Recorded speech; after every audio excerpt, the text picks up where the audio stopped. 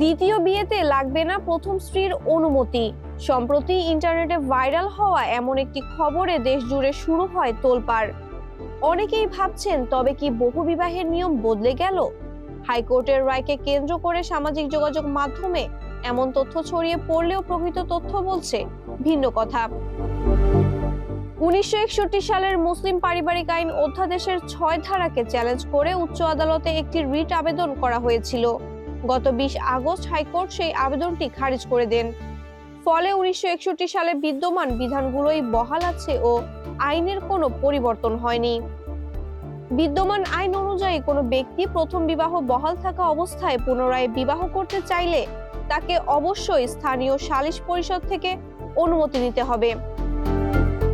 অনুমতি ছাড়া দ্বিতীয় বিয়ে করা এবং তার রেজিস্ট্রি করা আইনত দণ্ডনীয় অপরাধ।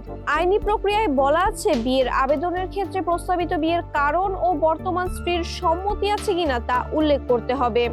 এরপর চেয়ারম্যানের নেতৃত্বে গঠিত সালিশ পরিষদ উভয় পক্ষের প্রতিনিধি নিয়ে শুনানি করবেন।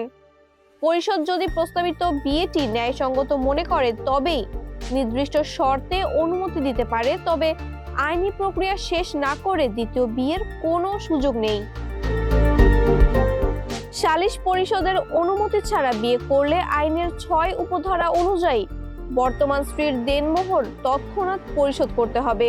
এছাড়া অপরাধ প্রমাণিত হলে 1 বছরের কারাদণ্ড বা 10,000 টাকা জরিমানা কিংবা উভয় দণ্ডে দণ্ডিত করার বিধান রয়েছে। মাহবুবা ইসলাম, মানবকণ্ঠ।